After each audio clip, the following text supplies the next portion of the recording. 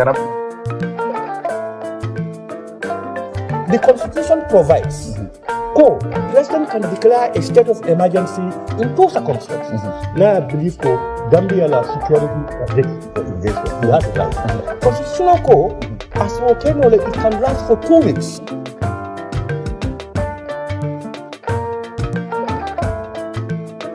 And he has the intellectual, moral, political right and grounding is on terra firma. He said the right thing at the right time, in the right manner, to the right audience, and we fully support the party. Yéen ñëpp gis ngeen ne dañu oote ànd soppi nguur gi lu taxe la parti yi bokkuñu xalaat bokkuñu jubluwaay lii taxe la pour génne réew ci loxo benn nit te jubluwaay bi mooy wan ne fexe nag nit ñi moom réew mi ne nañu ànd ci xel ñu tabaxaat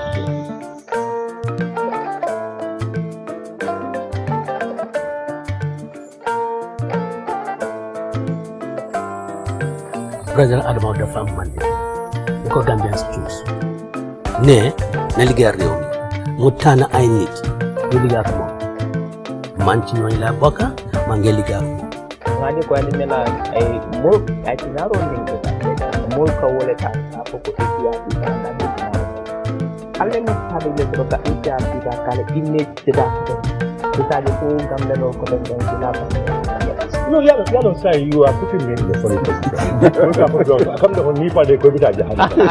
You can take okay.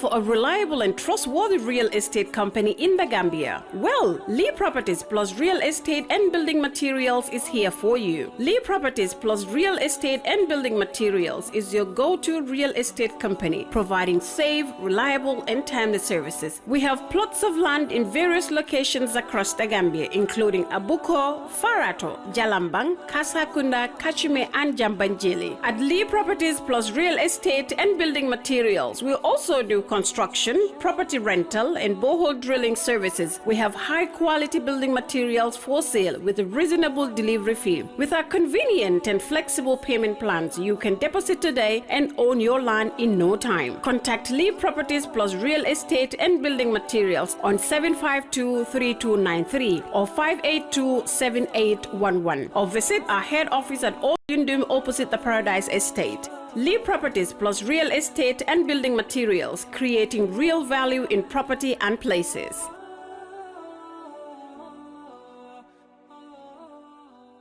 Are you?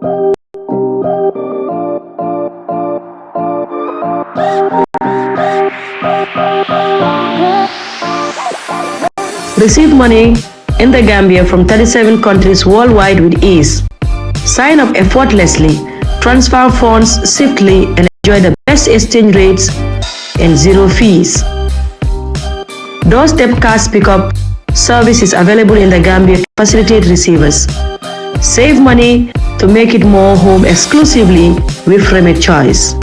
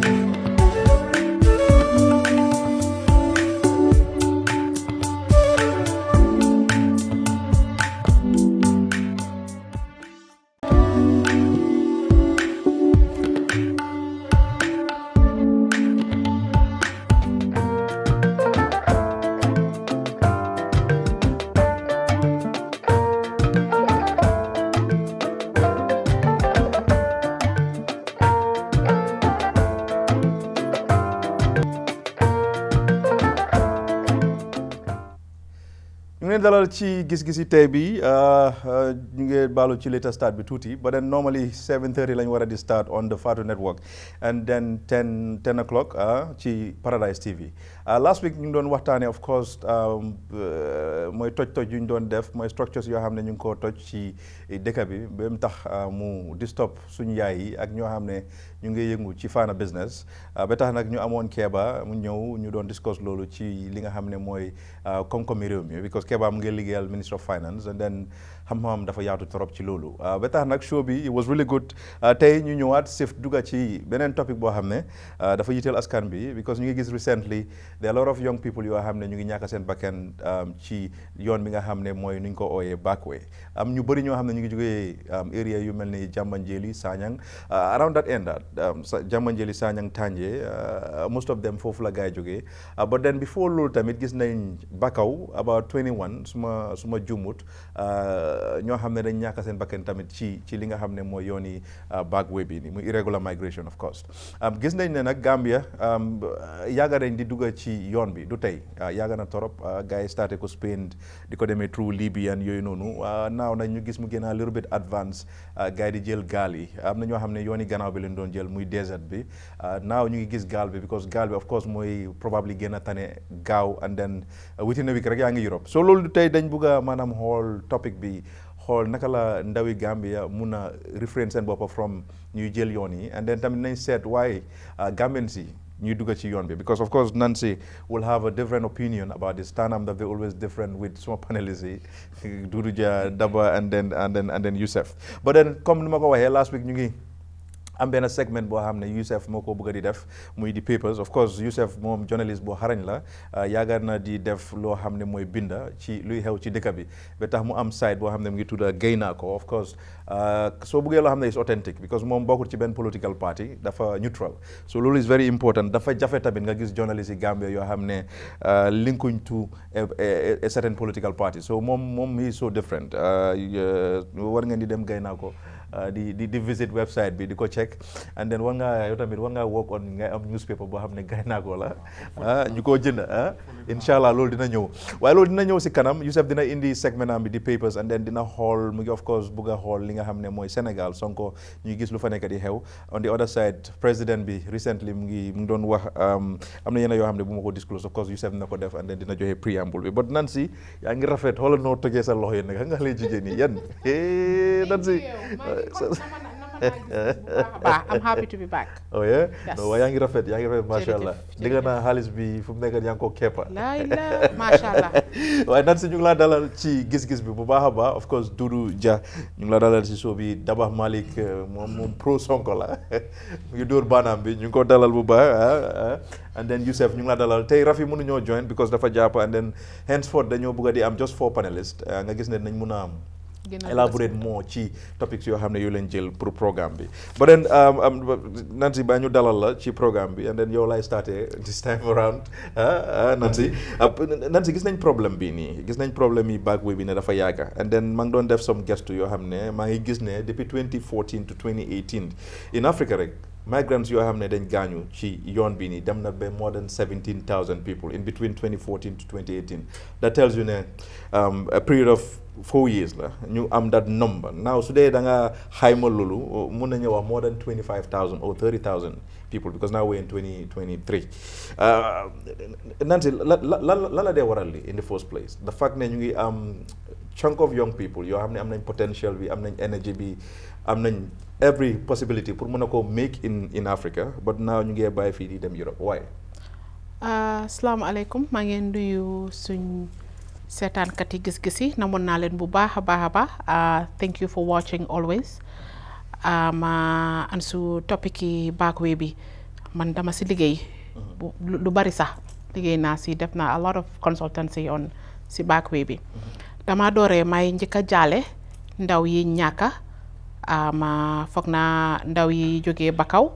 unfortunately kenn si ñi si gaañu suma cousin la te xale la I think 4 or 5 days after being confirmed ne boot bi ñi fa nekk yëpp gaañu nañ bés boobu la toon 30 ndaw yan na ko yàlla yërëm te xaare ko aljana ndaw bu xale bu yaru la woon ba pare fana gaal bi Katong last week gaal bi jógee Katong dem boobu tam xawma 41 people ñàkk nañ si seen bakkan man mbiri backway bi sooy wax the push xale yi ñun def nañ studies ak ñu toog ak ñi nga xam ne dañ dem ñu ñëwaat ñoom ñëpp ñu ne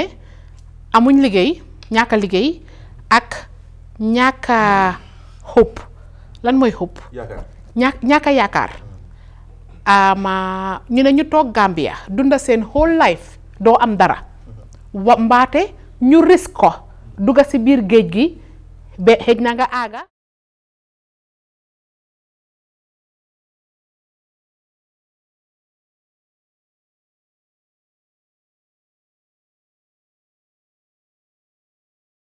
ndax it's a verify dañ dafa am ñu doon def investigation ñu ne EU dañ door di fay ñi nekk Libya pour ñoom ñu ñooy suux li fi ni gaal yi dinaa leen yónnee link bi pour ngeen read ko xam nga kon te mbir mi gën naa garaaw lii nekkul rek si ñun la em wante question bi nga laaj lu tax ñu dee dem ñoom loolu la ñu wax ne moo tax ñuy dem man backway bi dama ko dee ooyee suicide mission parce que ñi si gaañu Ansu yow numbers yi nga joxe nii and Gambia is among the top 5 countries ñi dee dem backway the highest rate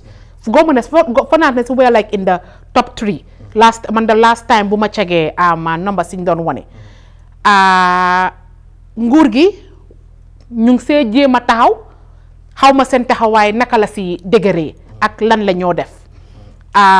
EU ñoom tamit ñu ngi si dëkk bi ñu ngi jéem a def ne nañ def ndaw yi réew mi di leen def incentives pour ñu liggéey wante liggéey yi ñoo jox ndaw yi di dem ndax mu ngi leen di fayloo xam ne doy na leen pour ñu toog xam nga we always talk about the push why do they go dama demoon si benn UN programme ma driver UNDP country rep bi mu ne dem na backway 3 yoon jigéen la muy wax lim doon fees si yoon bi nit ñum xamut si mbedd bi tëddoo nañ ko muy wax coono gi mu ne xam nga muy wax nit ñi ne moom jigéen la liñ ko def si yoon bi te léegi yoon bi nit ñi dañ si boole di yóbbuwaale xale man foofu laa nanguwut ak yow mag waaye léegi ndaw yi sax ñooy dem su fekkee yow def nga décision ne dangaa demal waaye sa doom bu ndaw xale bu am ay 2 at 2 at it's very unfair yow defal sa décision yow mag nga demal sa boppa waaye nga ne yow nga xam ne joni bi ngaa dem sa bakken xëj na si nga yóbbuwaale doom fu ñoo dawalee yërmande fi mu nekk mënuñoo toog fii si télé bi di wax kenn ne demal parce que ndaw yi ñàkk si géej bi dafa bari Ansu ndaw yi dafa bari ndax man li ma la nii laaj an ku nekk dangaa wax dañ dee wax ne man suma maas gi da nga jógee si place privilège du loolu parce que man liggéey naa ak nit ñi nga xam ne dañ dem ñëwaat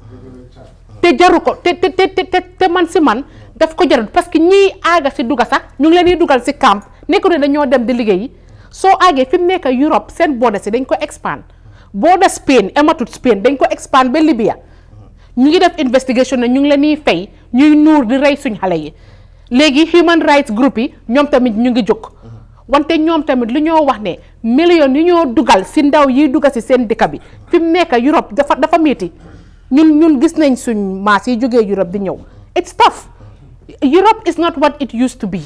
man duma toog fii wax kenn ne toogal Gambia parce que tukki naa 2 fukki at ma ñibbisi ma doylu ma ne ma paak suma bagage yi ma ñibbisi soo mënumaa toog fii pour wax kenn ne bul dem wante mënumaa toog fii tam pour wax ndaw wi réew mu ne ñu dugga si biir géej bii nga xam ne sa bakkan xëj na fa Ansu dee bi bari na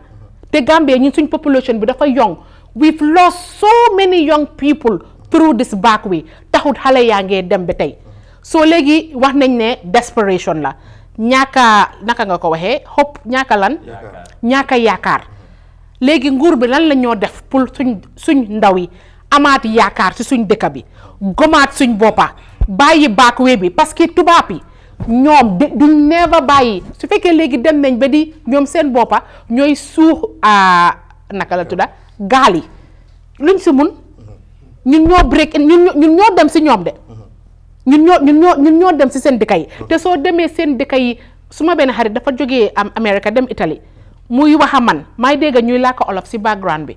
ma ne ko these are Senegalese and Gambians si camp bi mu ne ma ñii niñ sonee fii sax mënuma la ko wax mu jël te suñ leen defee si camp bi bare minimum lañ leen di jox añ reer ndéewoo keep them alive ba Gambia government ne waaw dinañ leen jël ñu dugal leen si plane ñu isi leen mooy ñi ngeen nii gis ñu ne deport nañ leen an su man jigéen laa du ma nekka mënumaa toog fii ñu ne su ko defee ñu naan kii dafa soxor wante bakken yi ñaaka si géej gi dafa bari torop soo amul kenn ko war a toog si benn plateforme sax di ko encourage ñun ñi si kër gi dangaa gis ñuy jaay seen kër fayal sa doom pour nga dem back way kooku dee si yoon bi yaay dem leb bor nga fay pour dem si back way pour kooku dem si back way bi mu ñaaka bakkenam dee bi bari na suñ ndaw yi ñu ngee jeex si géej bi dama leen ni ñaan we have to find a solution back way bi is not the way to go te li maa war rek Europe dara desu fa kan ngeen gis fii mu dem Europe ñëw toj fu mu toj fenn lañ fi tojut fenn dama sa position on this pour yow lan moo war bet nit ñi di jël yoon bi lan mooy causes jërëjëf Ansu man nuyu seetaankat yi and then nuyu suma co-panelist yi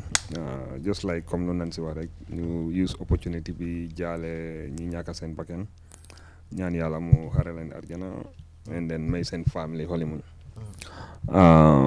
xam nga àdduna man dam dee wax loolu fii always and foog naa topic bi discuss nañ ko on several occasions and I've always said ne the need for human survival loolu is a push factor for every young person or doomi adama in general bugga survive am loo lekka am sa soxla nga faj ko am fo dëkkuwaay bu correct foo mën a tëdda another aspect bi tamit mooy social factors yi okay social factors yi daf they play a greater part in pushing a lot of young people you go into so many things yoo xam na ni even though xam nañ ne it's risky but they have to do it fii dañ fonka yenn kaddu mooy tekki am liggéeyu ndey stuff like that and fii foog nañ ne tekki mooy nga am xaalis sampa kër dawal moto sol lu rafet si la sa family sax day jox si lañ la day jox respect si la society bi la day value as a human being and si nga dee get away with so many things so man su ma juddoo ak suma morom si koñ bi ñu dem school together ma gis ne maybe man maa ko gën a smart ñu jeexal school waaye because of man suma family background am that connection in government pour am employment becomes a problem ma gis koo xam ne xëy na maybe during school time man maa ko doon help with assignments am si ak with so many things kooku is employed in 2 years time we all know how the public sector operates right mu ngi travel di dem fu nekk di ñëw ok ma dëkk ak kenn si koñ bi mu dem through the back way or mu dem through the right way understand nga 2 years 3 years mu ñëw mu daaneel seen kër bi sampa yóbbu yaayam maaka jëndal papa moto def lu rëy maybe am si taka o am jànqa boo xam ne ni probably su tukkiwutoon du ko am and these are realities yoo xam ne suñ bëggee waxtaan foog ñu waxante ko you understand so ma gis ne kii xëy na man maa ko gënoon a dëgër fit o man maa ko gënoon a ñemee chase and all that stuff but all of a sudden ñëw na even yow jànga bu nga xam ne moom nga yaakaar sax nangu na ko sa loxo understand nga so this also tamit daf dee pousse nit ki like society tamit dañ am that aspect of yi fi xeebaate understand nga so am na kaddu yoo dee wax nit tamit daf dee pousse nit ki even suñ biir kër yi léegoo-léeg nga def dara sa yaay o sa papa ne la da nga ñaaka jom amuloo jom xoolal sa morom bi def na yaayam lii wala yóbbu na def na lii def na lele seen kër understand nga yow yaa ngi xëy suba nga toog fii nii am nga so yooyu tam daf dee pousse nit ki beneen aspect bu nga xam ne ni tam moo lay gën a motiver a lot of young people pour ñu dem mooy suñ brothers and sisters yi nga xam ne ñu ngi si diaspora bi dañ dee use social media or when they come back for holidays especially around December lifestyle bu ñu dee project am na saying ne nekkul ne ñu bari loolu la gaay di dunda back home fu gaay nekka whether in Europe la or in America but I can tell you like ne 85 to 90% of what they project when they come back home that is not the reality comme the lifestyle bu gaay di dunda fële but you can understand because the exchange rate between the either the euro or the pound or the dollar and the dollar is huge so even with the $2,000 in your pocket as a pocket money so ko swabe into Gambian dollars you make more than close to $200,000 so $200,000 in 2 weeks or 1 week because most semesters who come back for holidays maximum they can stay is 1 week 2 weeks hardly nga gis few people ñoo they stay 1 month or 2 months moo nekk ñoo xam ne géej nañ fi long time ago so amut benn restaurant boo dem Gambia fii nii nga lekk nga pare yow as an individual ñu jël la bili $10,000 amut. Understand nga so $200,000 you can rent a very luxurious house mun ngaa rent a very classic car moo xam Range Rover or whatever car that you want, 4-wheel and all these stuffs. And people also then they prepare before they come to Gambia. Like, when start the plans and journey like 6 months ahead or 1 year. Start the shopping, gender dollar, fele, gender living. But Europe or America, young credit system, bunga money. Even without money, if you have a good credit points, you can always go and pick anything that you want. Understand? So you are back fini Gambia. Magisla like, okay, somebody that I was moving with 10 years ago, hanya someone mako dan meisa, or you dan kotise tech pour gender ataya. All of a sudden mu ngi ñëw mu maa yóoni o mu maa sant raxasal ma suma moto bi o suñu àndee sax in public moom la nit yi njëkk a nuyu o su ñoo nuyu ñun ñaar moom dañ koo jox ñaari loxo man ñu jox ma benn loxo understand nga xam nga la because these are realities yoo xam ne mu ngi happen so nit ku nekk da nga am soo nekkee nit ku am jom understand nga daf la dee pousse pour nga dem so waaye man li ma wax rek mooy ne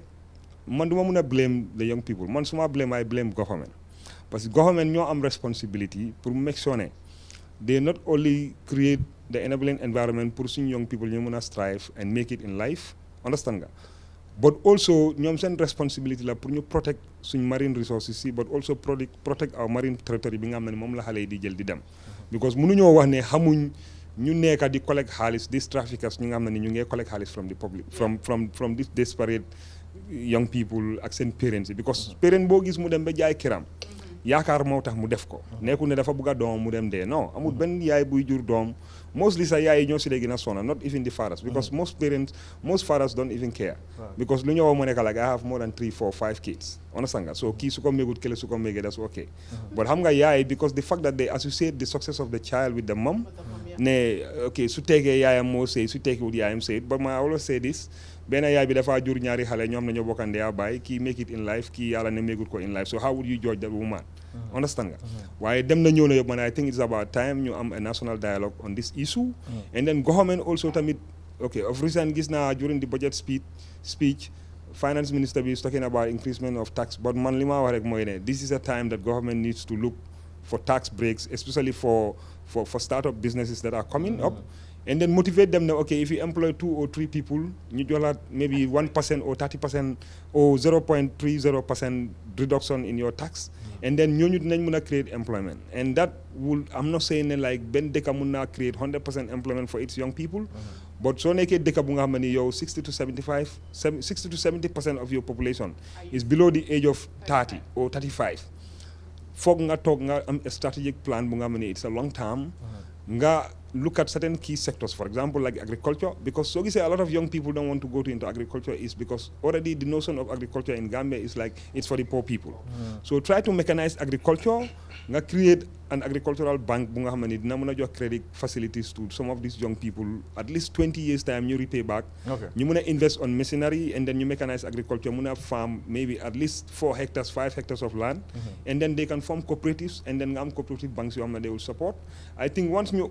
like man luma buga ci aduna suma toge fi suma liggéey na ko am but reality mo nekal like ne tay even su nekk da nga am employment in government you are paid $2,500 sa transport dem Banjul ñew rek so déké Brikama clear na sa salaries already so maybe most people dañoo xey suba dem liggéey because they want to be seen na ñu ngi liggéey but at the end of the day at the end of the month probably moo tax nga day gis nit ku sol kos ba pare mu ngi taxaw mu ngi ñaan liif o mu ngi toog si gannaaw pick up and it doesn't even make sense but people are desperate they don't even have a choice but these are realities okay daba man for now I think du ñëwal sa opinion on this thank you very much maa ngi nuyu seetaankat ñëpp di nuyu tam suma naataango yi di welcome Daba the queen of Giss Giss Nancy I'm happy to be back. Topic bi it's very very important issue la boo xam ne it's a global problem du dëkk yëpp waaye Aida su la affected directly yaa ngi batul pour nga bañ ñu dugg si sa biir dëkk loolu moo tax ma ne it's a global problem fa mel ni ñu feel ne ñoom they are from poor countries ñu ngi utali dëkk yoo xam ne feel nañ ne suñ fa demee dinañ mën a am dara it's very sad ñu ngi masawu ñi nga xam ne ñoo ci ñàkk seen bakken yàgg na waaye dañ gis ne léegi la gën a yokku mu ngi bari ba mel ni ndaw ñi daal ñu bari si ñoom gisuñ dara lu dem rek li fi Nancy wax li fi Dabaax wax yëpp ay facteur lañ li ma bëgg a gën a tënk rek mooy dëkk boo gis ndawam la yaakaar parce que dañ ne ndaw mooy kilifa ëllëg so ndaw yooyu soo commencé di leen ñaaka du benn du ñaar nekkul ay 10 wala 20 waaye soo ko limee xayma bi bari na loolu dafa nekk awareness facteur si nag bari na ndóol mooy li ñu xamee si ñaaka si la bari li ëpp ci ñoom yooyu moo ko dee waral di pousse nit ñi gis naa man daal fu ma jaar tekki wala suma famille dañ soona foog ma sigil leen foog ma def dara pour ñu am loolu benn la ci ñaareel bi am na ñoo xam ne dañ fi bàyyi seen liggéey bàyyi seen business loo xam ne niñ fi nekkoon duñ waxee ne ay borom alal lañ waaye ci luñ doon dunda ok suñ ko continuer woon yaakaar am na ne dinañ ci doon am dara taxut bàyyi nañ ko fi ñu dem am na ñoo xam ne tam yaakamti la ci luñ nekka toolu taka jabar gis ne li nga soxla li ñoo defee xew ak yëpp nga gëm ne man li maa liggéey sax du ma mun a jox loolu yëpp xaaral ma xàddi rek ma jéem a seet naka lay tukkee dem soo xoolee ci wàllu xaalis buy dugga ci fii in terms of remittance ñi nekk ci diaspora li ñoo dugal fii ok loolu tam ñaax na ndaw ñu bari ñu gis ne ok su ma demee foofu dinaa mun a am di def comme ñoom tey am na kër yu bari suñ fee luwaa si diaspora bi la jógee Tabaski su jotee wala Christmas ñoo am yëpp diaspora bi ñoom ñoo ko dépasse julli yi ak lu bari su si ñooñu jàpput dafa métti torop même kuy liggéey ñaata ngay feeku weer ak ñaata nga soxla bés bu nekk pour sa dépasse li nga mun a dunda am na koo xam ne tey ne every day li moo spend ci këram soo xee $300 a day loolu soo ko multiplier ba weer bi dee salaire am agut loolu so dafa mel ni yow li nga liggéey munut laa satisfy léegi soo gisee bunta ne su ma tukkee dinaa am dara da nga ko faa bàyyi nga dem kon ñun salary scale bi fii lu ñu war a seetaat la nekkul di faj nit ñi li nga xam ne loolu lañ bugg a muy seen soxla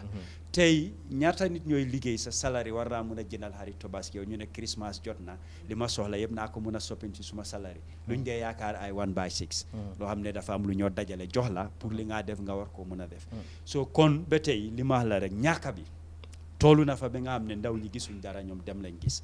dëgg la amul benn nguur boo xam ne li nit ña mi soxla yëpp mun na koo def loolu amul fenn ci àddina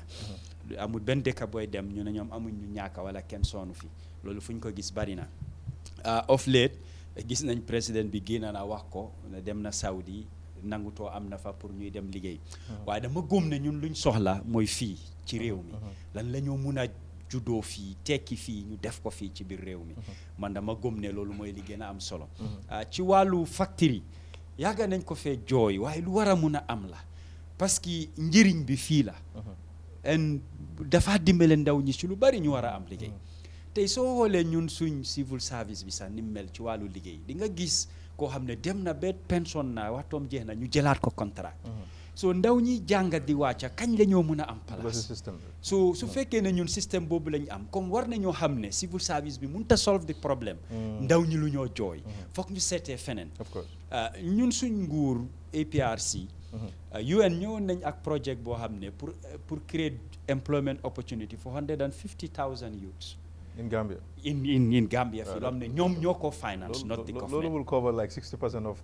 youthful population. Exactly. Yeah. Man, at the time, maa ngi woon si organisation bu ñu xamee Ansar Helpers Agency. So ñu toog sax def si xalaat draft ay project def lu bari bañ ko yóbbu woon State House si gàttal rek. waaye liñ def ñoom dañ jël kayit yi jéem koo puus xaalis ñoo na wala ñëw ñun xamuñ because duñ la boole ci process bi. so affaire yi foofu la am daal mu càng.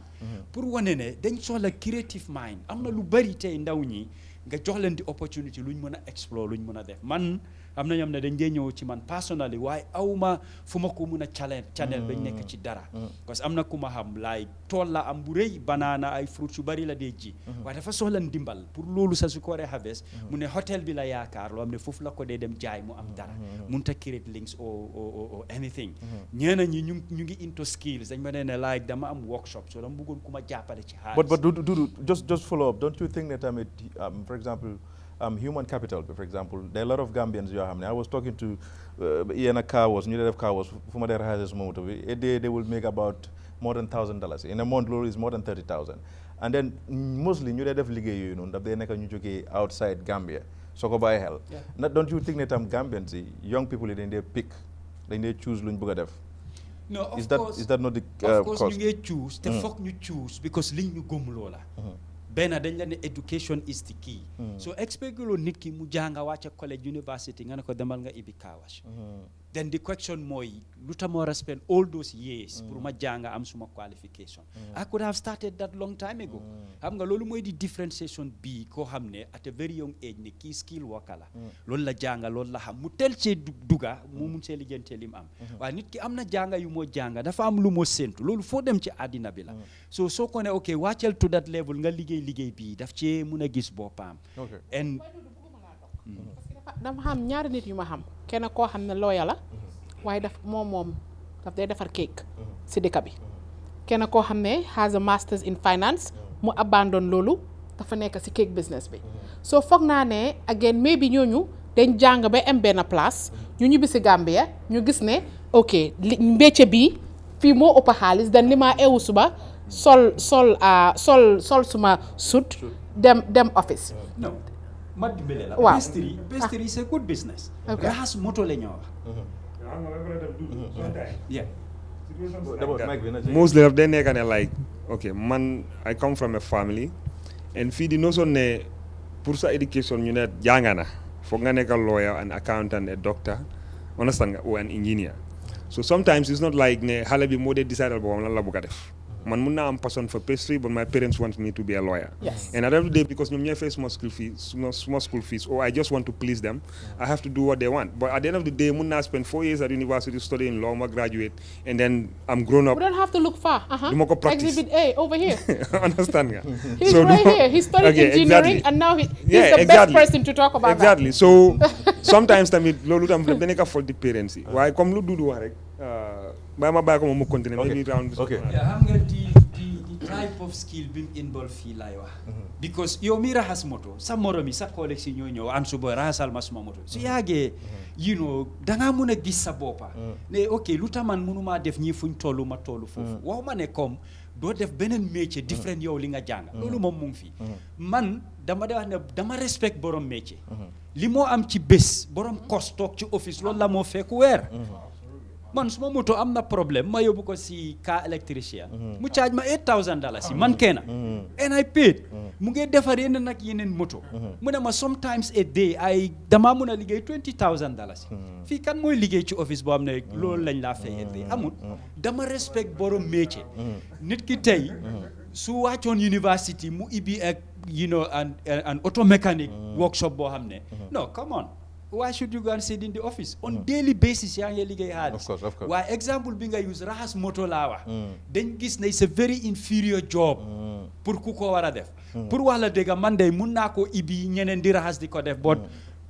du ma fa nekk di segane may socca ay tànki moto di raxas kapet feel naa ne ok suma level nit ñi dañoo ne kii lan moo ko jot because of the mindset bi fa nekka sa jaar-jaar la waaye ku jógee feneen ñëw fii nit ñi xamuñ la any type of job bi nga def it is okay ñun ñu bari fii ñu ngi am ay mbokka ñu ngi si diaspora bi liñ faa liggéey xaalis la they will not do that job here they will not do it waaye foofu because of kenn xamula fa you wouldn't mind te da nga dem pour hustle waaye ñun fii are we ready to hustle okay now foo xam ne foofu lañ juddoo the nature of our family tam nu mel fii da ngaa ewu poosi neen di nga ndéewoo di nga añ di nga reer toog ci campé bi naan ataaya dabaax kuupal la nga def dara sa poos nga doy sa soxla okay Dudu now you say factors yi like lan mooy reasons yi why gars yi di embark on journey si welcome back. Nama Menla. Daba. Of course, my brother bi. Wax nga mbiri APRC ak lu gaay def time boobu. Of course, and so action sun followers yi. Jërëjëf torop. Te first thing lu ma bëgg a wax mooy obviously pour the death. Nga xam ne ñàkk nañ seen bakkan si yoon bi. di leen ñaanal na yàlla nangu seen seen spirit si heaven si waaye push factors yi si loolu laajte foog naa ne bari neen torop push factors yi bari neen du benn bari neen multiple waaye suma colleagues yi wax neen laal neen si different areas man daal bëgg naa wax si parents yi because of foog naa ne loolu dafa important torop parents advice bu ñu advice seen xale yi dafa important daf dee mold nit ki waaw di nga gis ñeena nit ñoo xam ne waaw dañoo wax privilège ak yooyu waaye ñooñu di nga gis ne seen doom yi duñ leen mus a advice ñu jël back way waaw so loolu tamit dafa important because soo nekkee si kër boo xamee ne ñu ngi laa tuutiloo ñu ngi laa sewloo sa mag yi instead of yow yaa nekk a mag si kër gi waaye respect la ñu ngi la def noonu si biir kër bi because of lan tukkiwuloo jëluloo back way wala ñëwuloo ak xaalis you know so unfortunately loolu foog naa ne bokk na si one of the worst push factors yoo xam ne foog naa ne suñ defuñ studies on that because of the issue of migration dafa difficult pour nga mun koo study because of irregular activity la it's an activity boo xam ne kenn nekku di ko control so pour nga am the right data sax te nit mun na laa wax anything just because of situation bu mu nekk xëy na pour am something so ñun journalist yi suñu life bi dafa difficult pour mun a track migration push factors yi waaye parents yi foog naa ne advice bi because of léegi da ngaa dem ba juma oo jaaka ñu nekk di ñaan pour ñoo xam ne jël neen back way xam nga ne loolu noonu it's not done because of yow mu toog yow toog nga yow demuloo waaye ñaanalul instead of ñu ñaanal la pour yow nga tekki waaw non ñu ngi ñaanal ñoo xam ne jël leen back way yàlla you know for them to reach so loolu foog ma ne loolu is very wrong so really societal factors yi dafa important pour ñu highlight loolu waaye léegi xam naa ne seen imam yooyu ñu ngi ñaan pour ñoo xam ne deene yaa ngi gis you see the irony of it so loolu foog naa ne societal factors yi dafa important trop wante coming to government gis nañ ne unemployment dafa nekk one of the most important or employment policy government bi dafa nekk one of the most important critical aspects to deal with this because of nit yi suñ demee ba am gainful employment waxun employment rek suma brothers suma sisters yi wax ne gainful employment mu nekk foog naa ne ñu ne $10,000 above at least moo war a nekk Gambia gainful employment te xam naa ne every year war nañ di check loolu mënut a nekk a stagnant number so gainful employment 150,000 boobu noonu government bu ñëw rek dinañ ekkati 150,000 government bii nii right now employment policy bu mu waroon a start 2023 to 2027 2026 foog naa 150,000 jobs leen nekk di plan pour create loolu foog naa ne dañ si war a work hard extra hard mu nekk meaningful jobs ba pare ñu target youth si especially communities yoo xam ne gis nañ ne foofu la youth si di exactly di seen Bakaw Katong side yooyu noonu place yëpp yoo xam ne ñun yëpp xam ne ak immigration department tamit ñu ngi try waaye ñoom itam seen manpower dafa des si biir Gambia ñooñu foog ñu kal leen si Gambia. But you said, you mentioned 150,000 young people you guys create jobs. So now is that direct, like from the side of the government, you create jobs here, or dafa somehow indirect, using, for example, you send projects in, because I know the government always they rely on them, in terms of numbers. Wow. Pour mu gëna easy. Wow. So which one? So is it the government directly you initiate? Or dañoo am pour use yàpp seen projects yi ak ñoom naan si fu ñoo liggéey ak yooyu noonu. those kind of things. Before we continue, the 150,000 you mentioned, it started in 2012. Back in 2012, this was the project. So directly from the government. This 150,000 is what happened. You don't finance, okay, but through the government. Okay, so idea of implementation maybe was from the side of the government. I think the problem that the UNDP had under Jammeh was some of the human rights violations that Jammeh were doing. They've started a few projects. Jammeh, we all know Jammeh.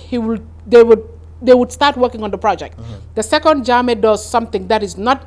aligned with UN send policy, then they pull back. Most of the time that was some of the issues that they were having. Okay. But I think right now fuñ nekk and daba dama laa wax dara daba dem naa up country. Fi mu nekk kenn amatu dara lu ma wax. Dem naa Bansang, dem naa Basse, dem naa Mansa Konko, dem naa Farafenni, dem naa amut fu ma gisut, and I went to a place ma bu nekk Basse, ma gis jigéen ñi si faro yi. Dama ñëw and I feel like I'm a different human being. Gambia du bijilo traffic light ak marina. And ma gis jigéen ñi every day and I wish that our youth would travel up country and see how little la ñuy am. And not one of them is going through the back way. They don't even have access to water. Pull water seen garden si. Why da ngaa gis jigéen ñi naka la ñoo segee ñu ne try nañ ba ibi bank account ñoom ñëpp ku nekk dafa teg ten dalasi ku am problème ñu jàppa kafoo. I think they call the kafoo. Just to elaborate on that, last 2 weeks ago we had a village meeting in my paternal hometown, and dañ doon select suñ VDC. You see, these are the kind of conversations we done. And man, I was shocked, like when they told us the women of the village, Send Association, they had more than $1 million in their saving account.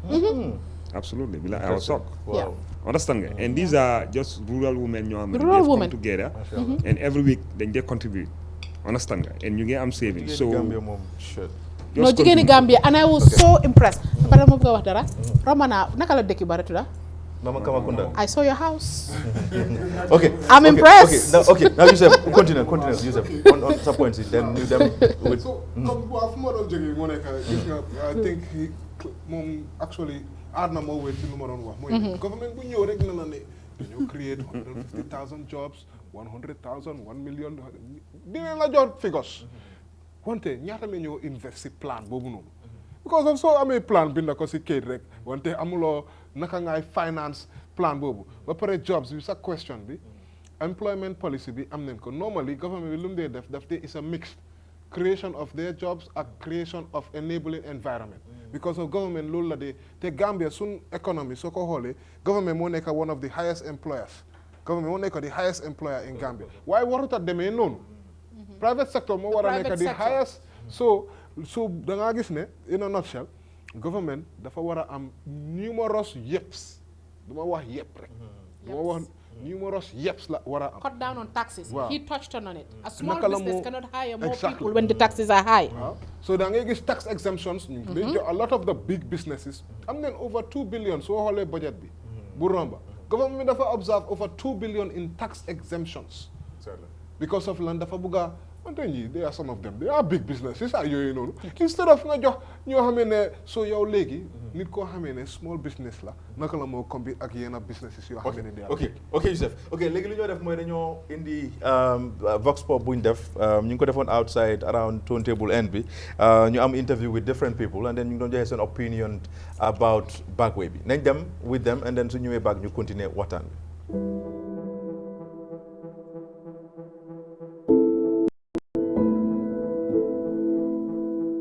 Backway moom man rafetlu ma ko parce que am na ñoo xam ne da nga dégg ñu la ne liggéey amul Gambia waaye man damaa bañ loolu noonu liggéey amul man damaa bañ loolu parce que boo demee si port bi liggéey mu fa soo demee si garage si torog yi wàccee ciment liggéey mu fa yaa ngi dégg loolu yëpp liggéey la buntu marché liggéey mu fa parce que fi nekk nii boo demee léegi si magasin nga jël bagage nga dem marché ambulant loolu liggéey la waaye loolu moom la boy ñu bëri di bañ lii mooy problème bi parce que bu ñu waxee ne Gambia liggéey amu fi kanaa yeneen country liggéey amu fa kon parce que yeneen country sax ñu ngi dem Backway waaye Backway bi man li ma jàpp man Backway xaru la boo demee rëcc nga soo si desee loo nga doon sabab parce que xaru la ndax loo xam ne suma ji xamuloo ñaata kilomètre la nga war faa dugg si ndox si gaal war a dem te yéen ñii nekk si gaal gi kenn nekku ci wala kenn mënu see yóbbu gaal da ngeen naa traité rek tant sens loolu xaru la loolu moom xaru dëgg la man rafetlu ma ko waaw dëgg la am na si gannaaw ñu si loru ñu bëri ñooñu moom li ñuy def rek mooy ñaanale yàlla jéggal leen xaar leen xajana dafa leen jàmm waaye lu métti la nag ñu ngi ko métti la tamit bu baax a baax ndax ay doomi réew mi leen nit ñu baax lañ ñoom si seen gis-gis ñu ngi doon dem pour outil pour tirer seeni waajur ñoom seen gis-gis seen bëgg-bëgg loolu moo leen taxoon a jóg waaye yàlla ne déedéet moom lu mu bëgg mooy ñoom ñu des te ñoom loolu li yàlla bëgg moo am mooy des nañ àgguñ. maa ngi wax ci ñi ñàkk seen bakkan xaaloo inna lillahi wa inna ilayhi rajiwoon képp ko xam ne ñàkk nga sa bakkan maa ngi laa jaaxal di jaal say mbokk di ñaan yàlla na yàlla xaar leen àjjana àjjana firdaws ñi nga xam ne demoon nañ te nga xam ne ba tey ñu ngi ci tolof yal na yàlla xeetli leen xeetli gi gën ci xeetli li gën ci ñoom yal na yàlla def ko ñi nga xam ne rëcc nañ ba xeegit la leen tax a yóbbu yal na yàlla may leen jom yàlla hubbil leen fa bunti warsak defal leen fa jàmm ba ñoom ñëpp duñ yaakaar pour dem yàlla def yaakaar jooju mu sotti man naa li ma wax mooy baag wi am na ñu xam ne dañuy wax ne xaru la waaye du xaru ndax nit ki fa mu yaakaaree rek fa laay xenu donc loola fa fekkit loola nga xam ne loola mooy sa warsak waaye nag fa nga yaakaar ngay enu ndax booy jog di jël sa xalal di ko jël di ko dugal ci gaal ne yaa ngaa dem ci gaal goo xam ne xamuloo fi ngay dugg lu muy xem ak nu muy lifi ne wax dëgg yàlla nga ne yaa ngaa xuti ndigam sa sogo nga jàll ndigam sa sogo nga xàgg soo xàggee ndigam sa sogo nga liggéey soo liggéeyee ndigam sa sogo nga dellusiwaat ci réew mi ñu ne boos lu yaakaar jooju moo tax ñuy dem baag wee kon du xaru kenn ku nekk jéem la li nga xam ne moom lay wax itam ne nguur gi dimbalewuñ ndaw yi liggéey xamut ci réew mi dëgg la liggéey amut waaye nam waroon a amee itam defuñ ko ndax liggéey yi fi génn ko bon projet yi ngaa dégg ay million projet doo ci dégg benn boo xam ne mun ngaa jàkkaarle nit nga ne ko kii mu ngi liggéey ci projet sangam projet yi nguur yi génn xamul benn buñ ci gis ñi ko xamee ñi koy génne ñooy jël ñi koy jël ñañee jël ñu ne nag ci baati ña leen jël la ñoo wéy lu leen neex la ñoo def suñ yàqee duñ leen dàq projet yëpp lii moo leen gën a gaare xamul benn projet boo xam ne da nga dem ci dëkk kër sëriñ a ngi nii ba mu fees del man fa laa dëkk amul benn booy boo xam ne mun naa wax ne mu ngi liggéey ci benn projet yu nguur nga dem kololi bijjuloo suukuta yëpp boo ko raawone ba mu daj benn te ñu ne nguur gi joxe nañ projet yi liggéey fan la ñoo liggéey xam nga doo mun a wax nit ki comme waruloo dem because yoon bi dafa am different lifin moo fa nekk ñii dañ dem yàlla def gaay sooti ñii dem mënuñoo aaga léegi yow soo gisee booy bu amee xaalisam mu ne dafaa dem baag we nga ne ko bul dem yoon bi óorut mun nga faa dee mu ne la dee fu nekk la nekk moom xaalisam joxuloo ko xaalis so da ngaa gis ne tamit amuloo dara soo ko waxee toogal tam yow amuloo dara loo ko jox fii nii léegi business am bu ndaw moo business yow si sa bopp yow yaa ñëw lépp ko daaneel ko doo ko fay di ko dawloo léegi exemple ñun taxi fii nii seetaan nga ñaara nit ñoo la fi dee amee xaalis soo loon koolee dañ la block kenn si kii am na ku mu defalal fii boobu kooku mu ngi ko block right now understand so métit yooyu noonu yëpp soo ko boolee moo dee tax léeg-léeg nga xelaatee yeneen xelaatee yow yaa ngi dëkk ak nit yéen a ngi fanaan benn néeg kooku dem na jaar si baag wee bi mu sogsit jënd na kër tabax na ko taka na jabar bu naay stock na yow yaa ngi fi ba léegi moom mooy ñëw mu ne la am te time bu mu fi nekkoon yow yaa ko doon am léegi moom mooy ñëw mu ne la am so understand loolu tam da nga dee mën a fippu ne xaaral man tam ma dem su ma dugga ma am su ma dul am ma dee. ok ñu ngi leen dalal back ci waxtaan bi ñooñu ñu ngi leen amoon ci turntable bi of course suma media team bi ñoo ko cover woon because I think it's good ne ma announce ne G Media dama start benn liggéey boo xam ne ma ngi koo def si ron pour di wone Gambians yi loo xam ne moo nekk di xew si dëkk bi of course every month tamit dama dee mun a just pick one random person and then ma xool moom si ban faana la nekk ak ban façon ndimbal la am and then man ak suma xarit yi ak ñoo xam ne of course mun naa leen reach out ñu jàppale ko last month def nañ loolu benn maire ñu ngi ko jàppale of course right now she is very happy mu ngay def business am bi well and then ak yeneen dinañ ko def dafa utee ak ñoom Youssef lu ñoo def binda bi so bi is more of production video production yoo xam ne dañoo wone lu xew ci dëkk bi nit ñi di ko gis and then ñu ko yëg so loolu G Media bi ñoo cover that I think is important pour ma mention ko but then let's come back to ci waxtaan bi Youssef now no sorry ba dellu si Nancy gis nañ in lii yàgg na tuuti but then in December 2019 gis nañ about 60 Gambians yoo xam ne dañ gaañu woon xam na mun ngaa fàttale ko ci Kosi Mauritanie bi and then yaagut bakaw numbers yi gis nañ tamit recently 41 bi now families yi nii right now ñu ngi go through a lot because most of these families am na ñoo xam ne seen ñaar ñetti doom ñoo bokk si lii o seen si benn kër di nga gis ay 5 people yoo xam ne ñu ngi fa jógee comme na ko waaye xale yi yoo xam ne ñu ngi ñàkk seen bakken ñu ngi am ay 2-3 years innocent kids lan la government bi mun a def pour gunge ñii nga xam ne ñu ngi ñàkk seen families like what can they do ban kind of intervention la government bi di mun a def pour mun a jàppale ñi bañ at least somehow feel okay. Ansu dama foog ne Gambia ñun dañ am to be realistic. ñun amuñ as we are doyluwuñ sax si pour maintenir ñun ñii ñëpp xam nga lu ma miin government bi xam naa maasa wuñ jaale nañ leen ñoom ñëpp wante ñi fa des fu naa ñooñu ñoo nekk headache government parce que nguuru Europe dañ ne nii delloosi te ñooñu buñ leen delloosee si dëkk bi imagine nit koo xam ne yaa ngi ko def si camp being in a camp mu ngi mel ni yow mu nekk prison génnuloo interactuloo ak kenn yaa ngi nekk foofu ñu isi leen waat si biir dëkk bi there's the reason why suñ crime rate bi mu ngi high parce que ñii they are frustrated yaa ngi dem ba dugga biir Europe xam nga lu ma mit soo aagul sax wante yaa ngi dem ba dugga ñu dugal la si plane delloo si la waat si sa dëkka danga you literally am na ñoo xam ne moo tax places comme IOM I don't know if the government have this then they provide some sort of psychosocial support to ñii suñ ñëwee because of the mind state buñ dee nekka pour delloo si waat seen xel lan la government bi mun a def pour ñi ñàkk seen bakkan man Ansu man mënumaa toog fii wax la ne la government dañu war a jël xaalis ñu jox ko ñi ñàkk seen bakkan ba pare parce que ñi nekk foofu noonu right now it's a problem what I think government fan la ñu war a dugal seen xaalis mooy naka la ñoo stobee ndaw ñi from risking seen life di dem back way. I think they've started that. They've started it but Ansu how waaw baro si kaadoom wax na ne moom dina naka nañ door di track down parce que léegi xale yi fii la ñoo jëlee gaal yi nañ door di track down on borom gaal yi ñi leen nii yóbbu waaye man dama foog ne balaa borom gaal yi ñiñ dee fay parce que dañ dee fay and a lot of money maa ngi amoon kenn ku ma liggéeyal mu ne ma système ñëw ne ko dama la joxoon xaalis pour nga dem fay 3 months pour ñu dem tukki mu jël xaalis mu def ko dawalee pour dem back way mu ne système dama ko déposité ci banque bi waaye banque bi ne gisuñ xaalis ma ne ko amul benn banque Gambia yow with your little money banque su ñoo sàcca dañoo sàcca borom xaalis not you and I dina gën a still $20,000-$30,000 ma ne ko da nga ko lekk xanaa loo ko def mu ne ma dama ko fay back way this woman have 3 kids jigéen maa ngi koo xool am like kii su demoon back way yàlla teretu ko bakkanam des fa mu jël ñetti xaleel mu bàyyee ko yaayam nga xam ne amul doole I think the money what government needs to do is address the root cause of the issue te loolu yëpp wax nañ ko fi what is the push factor high unemployment rate ñaaka liggéey bi ñi am liggéey te liggéey bi ngaa liggéey jëriñut la yéen a ngi wax fii maa ngi toog fii and bëgguma even wax numbers yéen a ngi wax ne Gambia da nga need $10,000 minimum pour survive maa ngi la ñuy xool like man diggante démb ba tey $5,000 xaw mënuma laa wax sax fu ma ko dugal te ñaari doom laa am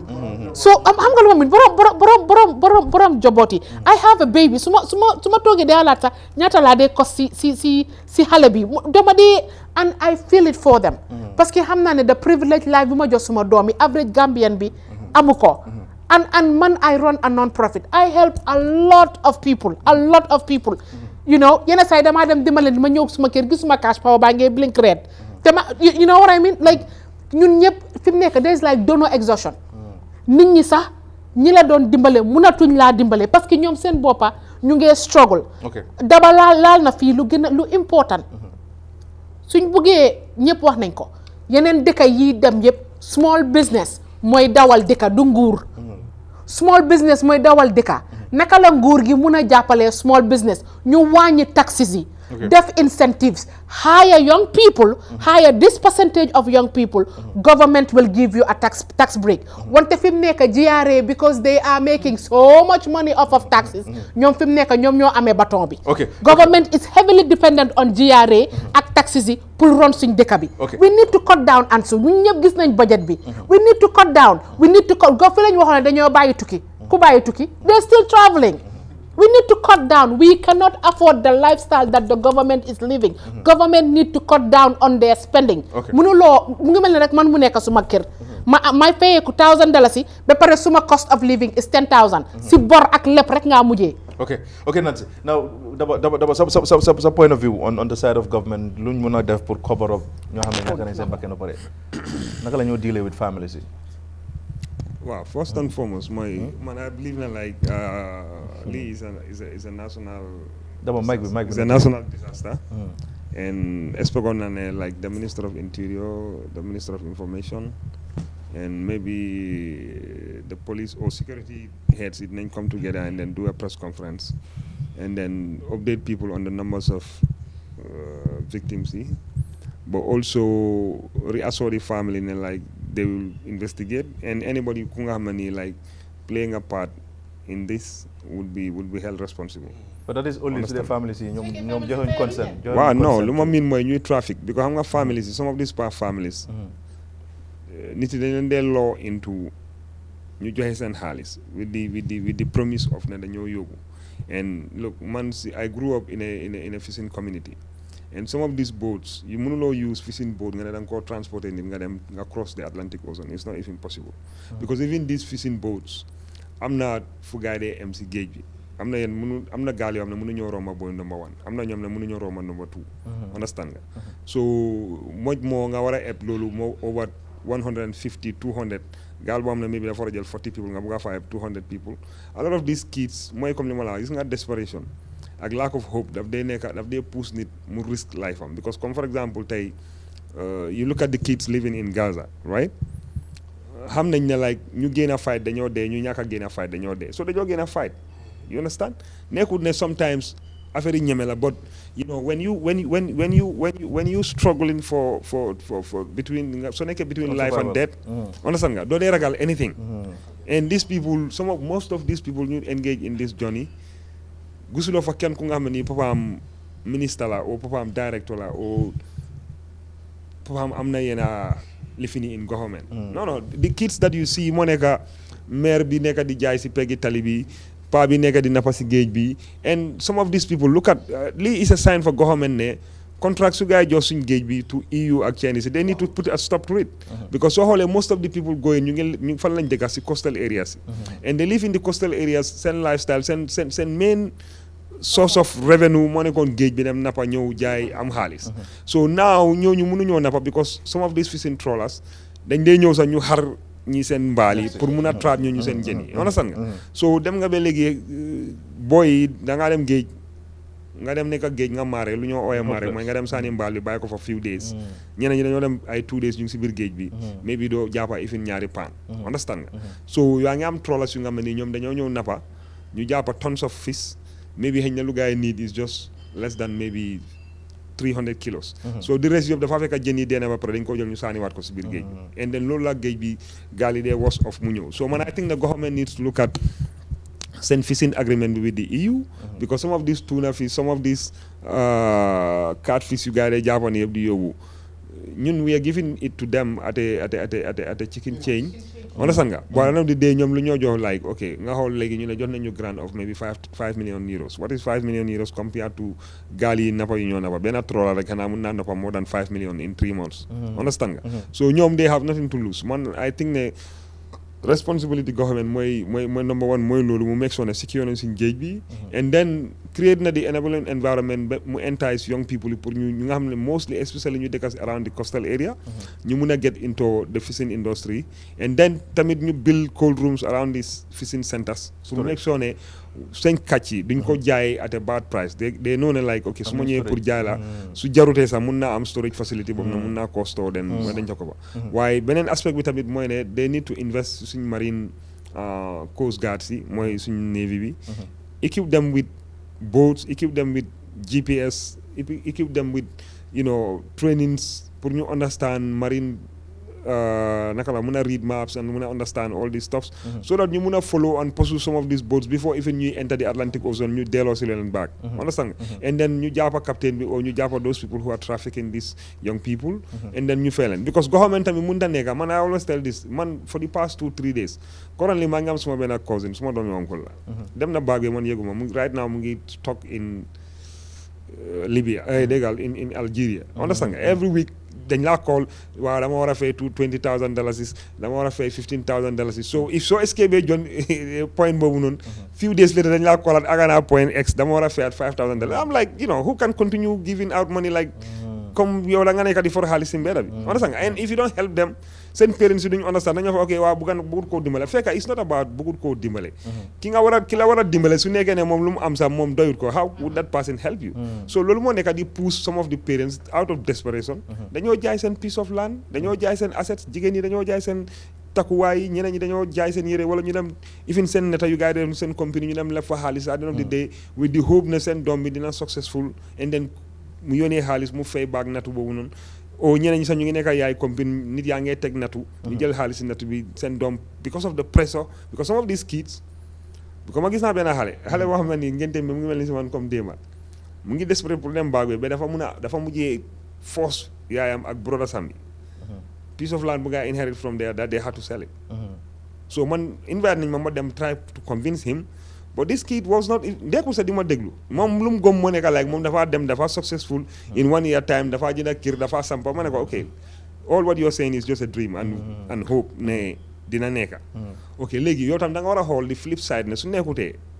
you've cost your brothers and your mom and everybody else in the family something lu nga xam ne xëy na moom lañ yaakaaroon ëllëg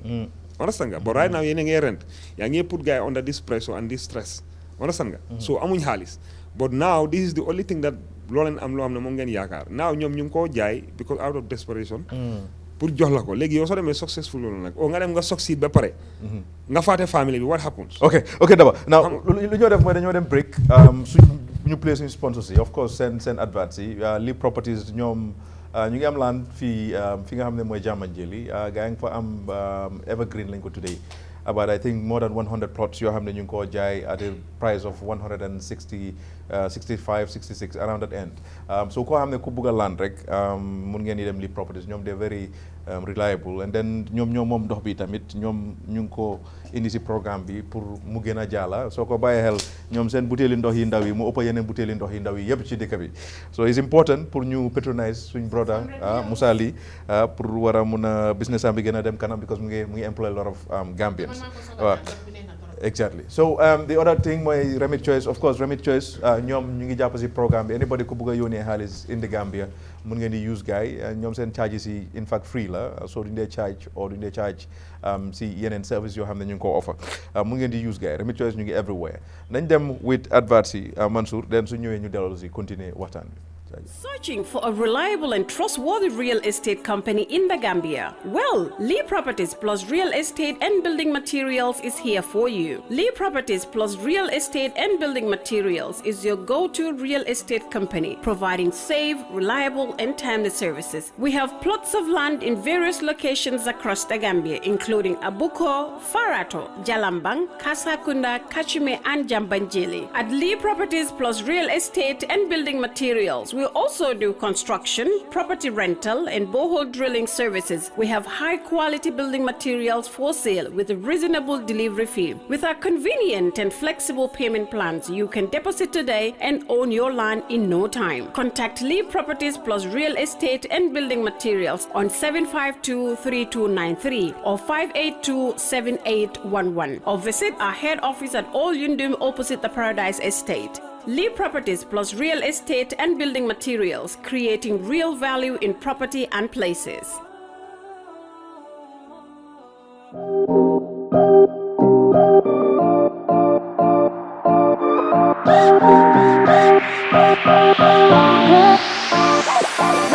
Receive money in the Gambia from 37 countries worldwide with ease.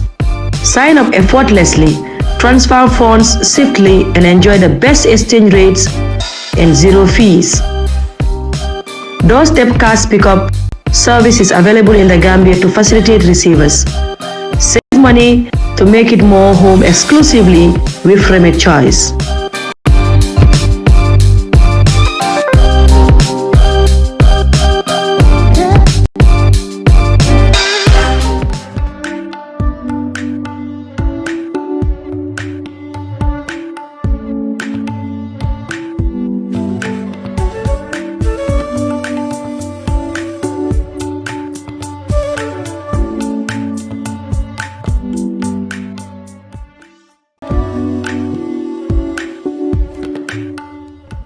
dalal back ci gis-gis bi it's good tamit no mention ne Bliss Design ñoom Sirax ma ko moom of course ñoom dañ dee ñaw ñu ngi am turntable seen boutique ñoom ñoo ñu dee solal haftaan sometimes I mean last few months ago ñu doon solal hopefully gars yi nañu joxaat haftaan and then gars yi ngi ubbi tamit benn restaurant village bu tudda Teral gars yi dañ dee jaay ay ruy yooyu la daba dee bugga moom ay ruy ay cuur ay gerte ak maalo yu neex so ku dem village rek mun ngeen di dem foofu noonu Teral ñu support suñ nit ñi but then Dudu on the side of government the fact ne ñu ngi ñàkk numbers yu bëri yi nii lan nga foog ne loolu la ñu war a def pour mun a cover up at least suñu ñaar lañ fi am lan lañ mënal suñ boppa ak liñ yaakaar ci biti dependency ratio bi on the side of the government man feel naa ne dafa high. su ma waxee loolu mooy international organisation si partners si yeneen dëkk yi ñoo support. ma feel ne liñ ñoo jox liñ ñoo defaral it's not enough. because explain naa fi about 150,000 youths yoo xam ne moom la ñu waroon a create pour employment opportunity. So suma lima dégg ci Nancy because of human rights violations Yaya Jammeh doon def man I will not take that as an excuse. du pour leader bi it's for the people. and su ñoo oote human rights di wax démocratie fooguma ne it should be tied around the leader. gis nañ dëkk yoo xam ne ñu ngi ko fee def and they are getting full support lu mel ni Israel li faa xew ak ñeneen. so it's mean ne ñun dañ ñu xeeb kon. unless we dance to their tune. ñun luñ soxla duñ ñu ko jox. moo tax ma ne luñ munal suñ boppa ak lan lañ yaakaar ci biti. kon nañ xool inward. ñoom liñ ñoo wax ak ñoom luñ pare pour defal ñu suñ ci buggee wéeru duñ dem. fii dañ laa oo workshop jox laay 200 300. do they dare do that in other countries. so dafa am xeebaate boo xam ne moo nekk ci ñun it's high time. ñun ñu gis ne waruñoo xaar keneen ci biti ñoo puus ñu pour ñu dem. and the government needs to look inward. so ñoom seen sóob bu bari wax bu bari how much benefit are we having. ñun suñ yoon yi ñu ko fee defar bridge yëpp Chinese la with other nationalities ñoom ñu ñoore ak démocratie how much have they given us. even back way bi fu ñoo déporté booy yëpp mooy dëkk yu coowoo démocratie ñoo leen daa endu def leen si pileen ñoo dump leen fii. how much do they give them benn $3,000. nga xam ne ñeena ñu one day lañ ko lekka mu cee. so they're not doing enough to help. inward bi maa wax mooy ñun as Gambians government alone mënu ko def. private sector bi tam foog ñu xool leen ci lan la ñoo invest. amoon na fi ñu mel ni ñoom Sankun Sela government moomu ko am fi ay factories they employ a lot of Gambians. waaye how many private businesses ñoo bëgg a venture into factories because moo laa mën a jox lu bari. and the end product li ci ëppatam fii la dee des. the case of Julburu jooy nañ ko fi yokka tax bem tëj. you know it affects the country. you know ñaata nit ñoo fa doon liggéey ci yii lañ war a focus. it's very very important. on the side of tourism fa naa nit ñi dañ ko wax besoona.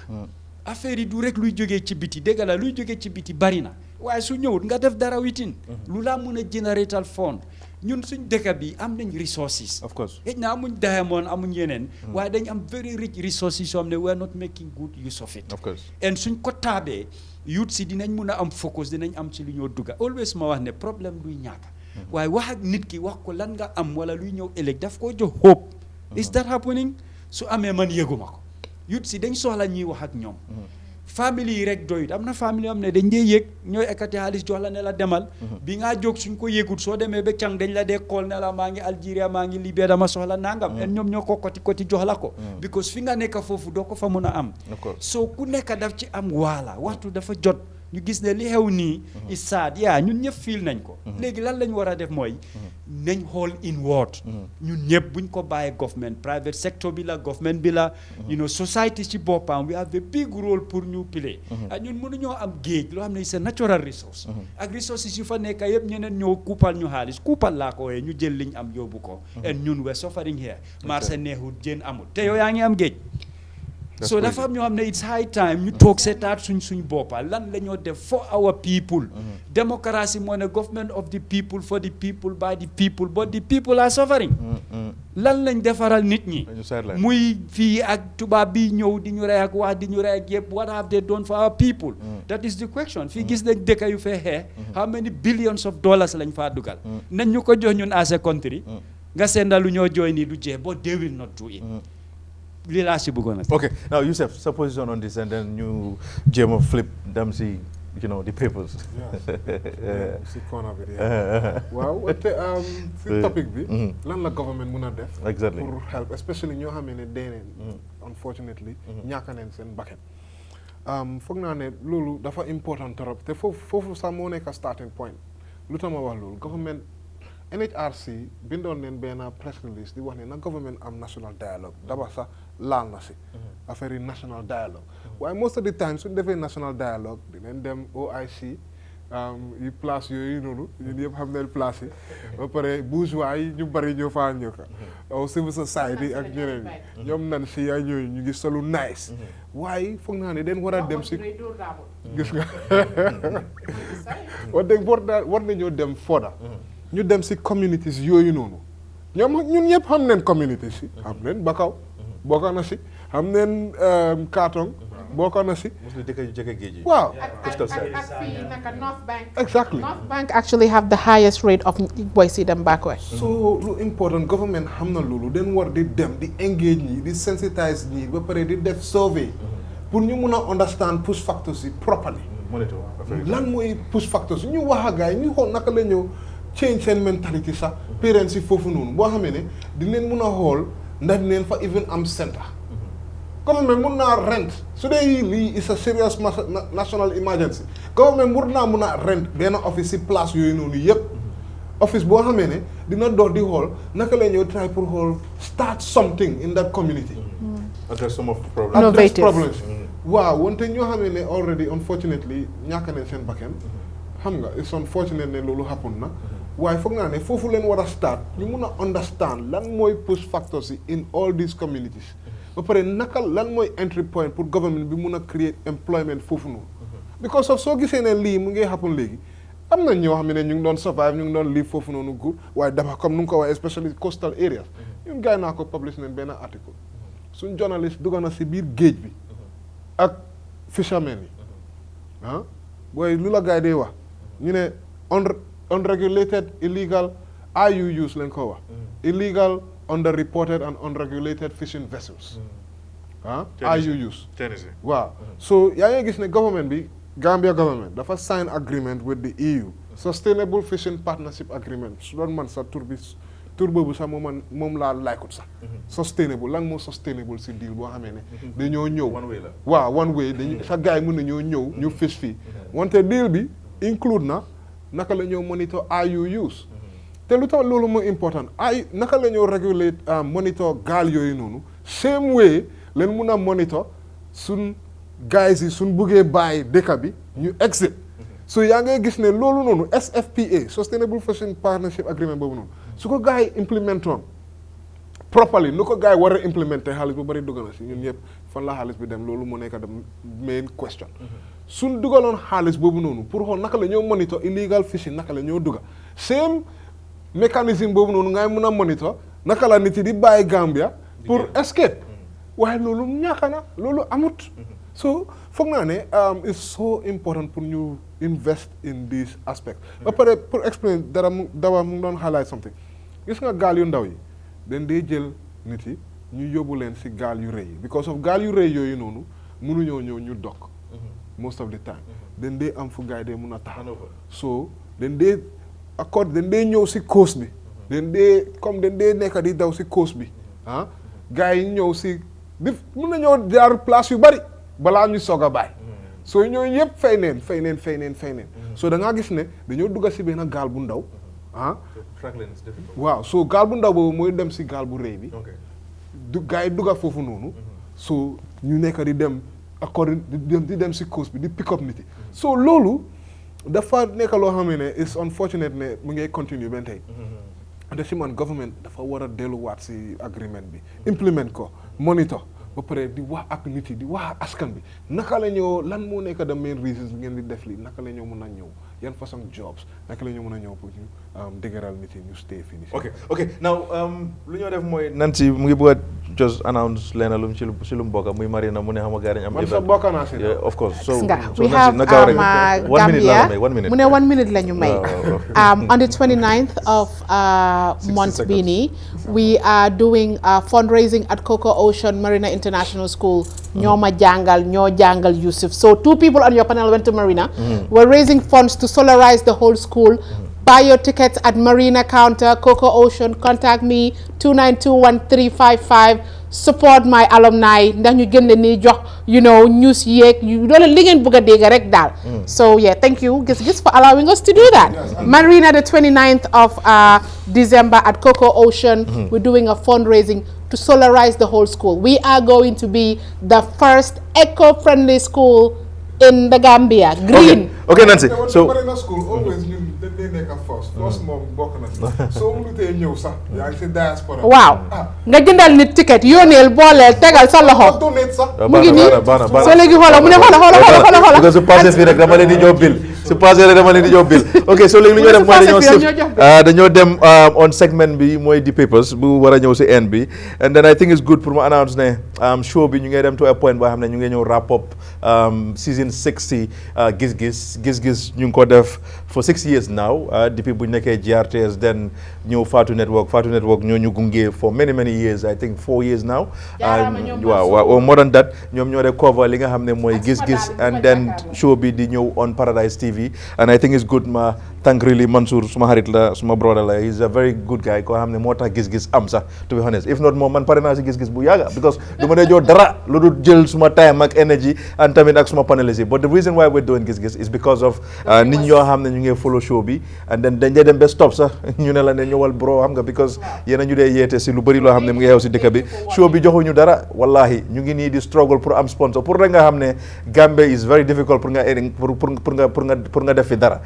companies yi is hard pour ñu génnee xaalis I understand ne you know financial crisis yaa ngi all over we understand very well but it's also good somehow su dee da ngeen am packages yoo xam ne da ngeen koo génnee pour release ko pour ngeen am visibility si loolu la ñuy def ngeen indi ko Giss Giss because Giss Giss ñu ngi on Fatu Network ak Paradise TV am nañ numbers yu bëri in terms of total viewership yoo xam ne ñu ngi ko am and then of course dinañ bëgg a di share reports yi with suñ clients yi but then ñu ngi thank Ibrahima of course ak tamit Matar ñoom tamit jàpp nañ si show bi bu yàgga ak suñu waa ji Modou Seydi moom mu ngi Indonesia I think mu ngi jànga and then of course Sanusi ak Fatou Camara muy CEO Fatu Network ñu ngi ko jaajëfal bu baax a baax because jàpp na si show bi dëgg ok so now nañ dem si Youssef now because ñu ngi am just 15 minutes then ñu mën a wrap up but then just pour wax leen ne January end of January nañ wrap up Giss Giss 6 season bi and then ñu dem break for a month February then March ñu ñëwaat back with 7 season bi so la ñu gisut biir February rek jàppaleen ne daw nañ break pour tamit uti doole bi ak yooyu noonu yëpp but then Youssef nañ ñëw quickly jërëjëf the paper segment dimanche bu romba bii nii président Barrow demoon na si ECOWAS summit 64th ECOWAS summit heads of state bu mu fa aagee Sunday bi Abuja la dem Nigeria waxtaan na ak yeneen heads of state si lu si gën a fesal moo ne waxtaane mbiri violence coup si biir West Africa gis nañ ne coup si Africa moom especially West Africa problème la Niger ak ñeneen yi ñu ngi fa Sierra Leone sax amoon neen fa tuuti violence loolu waxtaan neen ko waaye mbiri Gambia lu gën a important foofu noonu mooy lan ne extend neen mandate économique neen fi nekka ba end of 2024 te ECOWAS tamit latte neen ndax pour Gambia ñu gën a dëgëral naka la ñoo implement TRRC recommendations so dina latte suma first panelist benn question boo xam ne bu doon di tontu Daba lan mooy sa xalaat si mandate yi économique bi ba 2024 ñu ngi fi yàngu waaw xam nga économique moom man I've always believed ne su fi économique nekkutoon probably suñ démocratie buñ nekka di rejeen ni duñ doon aaga fu ñu aaga ni tey because lu tax moo loolu mooy through experience countries that have come from either war or dictatorship most then they fall back to chaos. So man, I believe that like the presence of ECOMIC has really solidified our security. But for an opportunity to new work on the TRRC, but also try to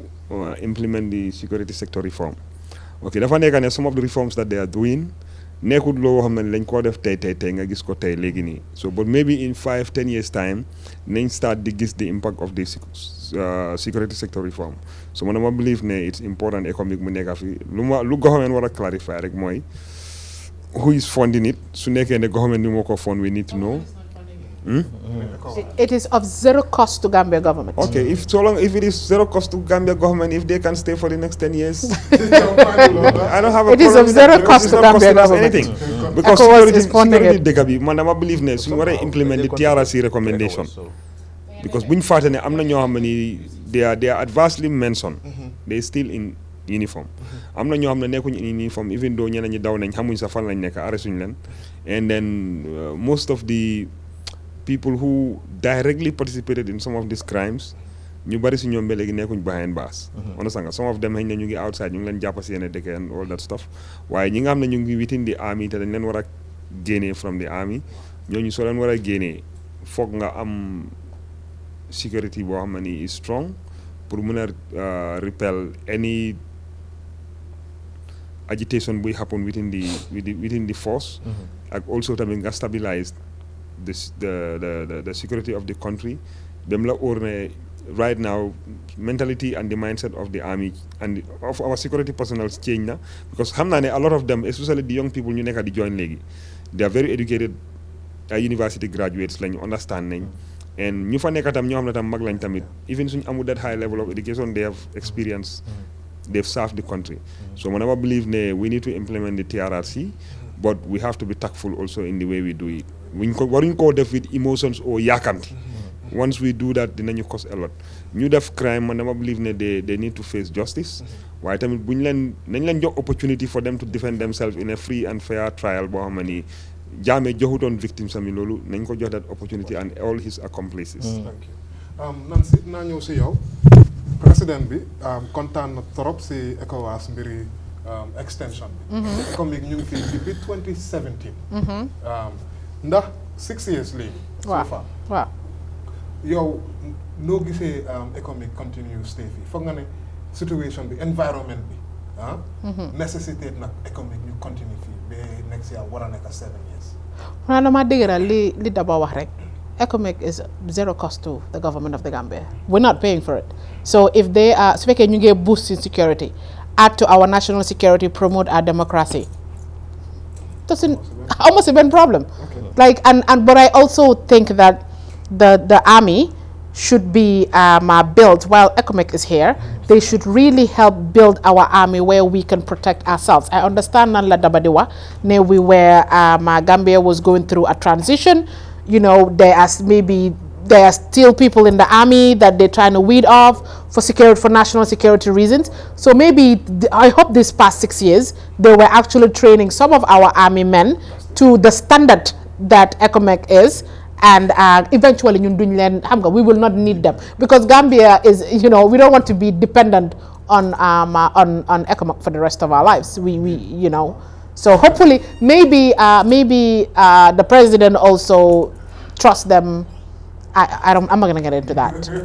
Okay. The TRRC. Can I talk on the TRRC? Yeah. Because President Bine implementation of TRRC is on track. So I don't think the implementation of TRRC bi kañ la jeex léegi ñaata at la 2021 we are in 2023. Ministry of Justice once in a while nañ génn si def seen press conference wala ñu tasee Saa Dawda ñun ñëpp léegi Saa Dawda la ñoo dem si AC yi nañ ñu ngi koo jéem a implement ñu ngee jéem a lii and gisaguñ dara because even the victims seen boppa ñu ngee wax ne liñ leen war a jox ñoom jotaguñ ko. So I think ne healing dafa door su Gambia dooree di implement some of the recommendation of the TRRC, especially victimcy. And also I hope ne the big thing, I think one of the big issues more nekk ne ñu change suñ policy because if Gambia have still the same constitution which we've talked about here over and over again, su fekkee ne all the issues that empowered Jammeh pour mu def all those human rights violations are still in place, what guarantee do we have ne keneen mën nañu koo def? So ñun also as a country dañ am pour protect suñ boppa, and I hope the TRRC recommendations nañ ko implement as soon as possible. Di nekkaati ñun ñëpp daja si Saa Dawda bi AC bi di ñun ñëpp liw ñu naan drink ne waaw nañ ko implement next week te du am. Ok Doudou nañ ñëw si yow last question bi moo nekk affaire yi SSR security sector reform ak TRRC gis nañ ne ñoom ñaar den link balaa hopefully comme dégg nga nan si lu mu wax balaa économique di dem fekka hopefully def nañ security sector reform yow foog nga ne TRRC bi recommendations yi ñu ngi ko implement in time ak security sector reform noo ko gisee because of ñu ne extend nañ ko ba 2024 ndax 2024 foog nga ne nen mun a ne bye économique security sector reform baax na. Well, it's very simple. Lu yomba la either dem nañ or dañ fee yaaga ñun luñ bëgg mooy jaama. First as far as ñu ngi am jaama I don't think ne am nañ dara luñ cee query lu ñoo complain ñoom seen nekk fii luñ yëg discipline lañ nekk di wane. su fekkee ne ñu ngay def loo xam ne neexut nit ñi then will come out in the open ne bëgguñ ko. waaye gars yi foo ñu ngi complain lu bari. no foo ñi is a different issue. foo ñi no it's not about mer. It's not about mer Nancy fanaa si media nga nekk waruñoo provoke. dañoo joxe suñ idea dañoo joxe suñ opinion. no maybe understand loo the situation in foo ñi you know these are Gambians sometimes fa mel ni dañ dee bëgg a sideline foo ñoo ñu génne leen fa li happen foo ñi you know mun naa happen ñun si area yuñ dëkkee and you know du nekk loo xam ne side boobu de du nekk loo xam ne daf ñoo ne dëkkuloo fa yaa ngi dëkk kër sëriñ yaa ngi am sa free movement yaa ngi dem so it's different from ñoo xam ne they feel suppressed di nga bëgg a def yéen doo ko mun a def are they restricted it is of course no dama laajte I don't know bëgguma mu nekk topic waaye of course dama si xam lu bari and I have lot of evidence about it so moo tax ma ne Foni is part of Gambia li fa nekk is very unfortunate lu ñu gënaloon li yëpp du am waaye li ma wax rek mooy jaama lañ bëgg ci dëkk bi as far as ñu ngi am jaama we are good to go you know léegi nañ baxay di pick certain names you know media la it doesn't tell well security sector reform manama fii ne it is very important based on li feeñ si TRRC bi without the TRRC yu bari duñ ko doon xam tey so comme que dem na ba feeñal ko lu ñu war a defaraat la and mooy mun a isi confidence in the security sector how long it will take ñoom seen yëf la ñoo xam nuñ koo defee na ñun mun nañ koo yaakamti waaye loolu du process bi ñun most of us musuñoo serve in security xamuñ di background a li fa nekk ñun luñ bëgg a gis at the end of the day mooy na jaamaam ci dëkk bi lu bari lu fi xewoon bu mu fi xewaat because jaama si la lu nekk a xëj you know this is what we are yielding for and man am naa gom-gom bi ne ok government ñu ngay def seen waala maybe the process could be slow waaye dëkk bi tam dafa am loi yu bari doo dee topp rek ne you know lii laa implement nii laa ko defee comme li nga wax rek recommendation la TRRC amul doole bi dafa am lu mu recommend government tam lim mun mu def paatam xëj na li moo teg soo ko munut yow tam di nga dem si appeal court si you know nga challenge ne nanguma li evidence war a génna yu bari su tooloo foofu without the evidence lu bari lu ñoo séntu it's not going to happen doo em rek ne verbally man dem naa toog TRRC ma ne dabaax moo wel di soo dabaax dañ ko war a teg the evidence is dafa ñëw and all this it takes time and teg si ñun xam nañ ne amuñ forensic lab fii yu yëpp dafa require tam resources so foog ñu am that understanding then ñu push ko lu ñoo toppala lu olof di wax rek looy ñoo di su dogut foog mu yegg si jërëjëf waay foog naa ne dinaa la yow itam go ahead with Ousmane Sonko ok ma dama waaw so next story bi démba la door di went viral all over the country and even West Africa it's the big story of the week mooy Ousmane Sonko of the Senegalese party PASTEF moom parti bi ñëpp xam nañ ne seen parti bi dañ ko dissolve woon te amul woon foofu sax Macky Sall government bi dafa dem ba génnee turi Ousmane Sonko si voter register bi loolu nekk loo xam ne ñu bari door di raise issue boobu noonu waaw gis nañ ne just this week landmark case moo am biir Dakar ñu ne lan Ousmane Sonko turam bi foog ñu delloo ko waat si biir voter register bi loolu moom lu mu miin mooy ne gis nañ ne fii ba 26 of December sorry just one day after Christmas Sonko am na opportunity pour mu mun a register candidate so that na mun a run si election bi February 2024 time bi bariwul so am neen fii sun PASTEF representative Gambia moom dinañu moom mooy am first question bi téye na mic bi pare na ndax gëm nga ne Sonko dina mun a register waaw Sonko foog nga ne 2024 like dina mun a register pour mu race waaw first and foremost lu important mooy li happen Dakar barki démb lu moo wane rek mooy if they interpret the law Sonko dafa always win dafa am dégg against government ni Macky Sall Macky Sall two things loolu la lu mu bugga moo nekk like Sonko bu mu participate waaye man li ma la mun a garantie an asola ko mooy mu neex ko mu naxari ko directly or indirectly dina jaakaarloo Sonko o dina jaakaarloo ko am na Sonko moo koo teg and Sonko will be the kingmaker te moom mooy decide kan mooy nekk président next election buy ñëw ni loolu is fixed kingmaker loolu moom kum point finger man maa la garantie loolu ne before 12 o'clock results yi dinañ clear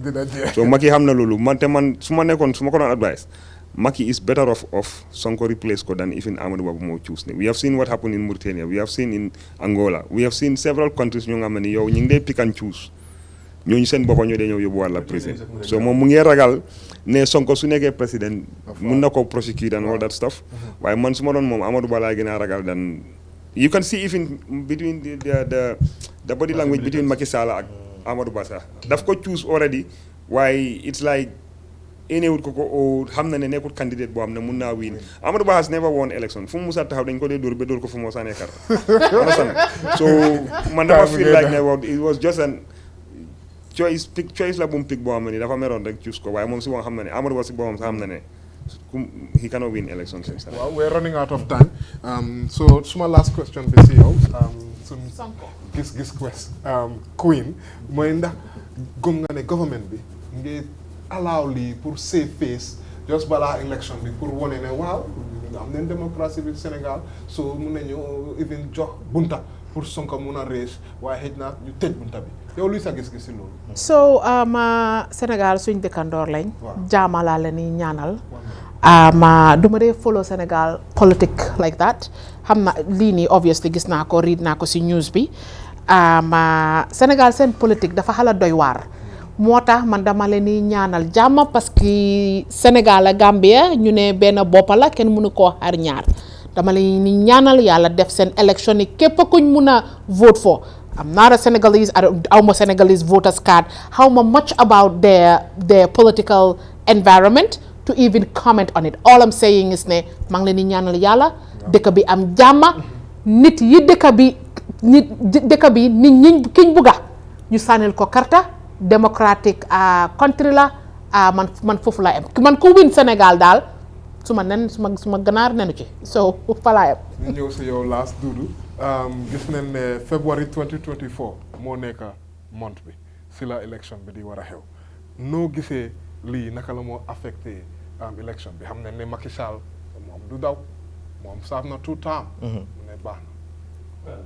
pour man it start for démocratie li xew bi Sénégal on the side of Sonko man li ci jiitu banni Pastef as a party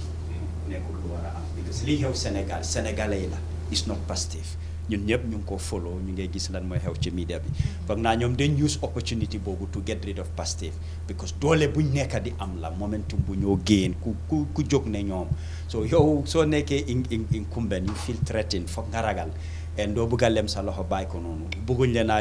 create a fair play daal in terms of election si te ku jóg ne Sonko so foog ñu fexe daal nu ñoo fexee ba teg ko place so man li maa wax mooy pour man soo ma laajee damaa ne on the side of Macky jeexut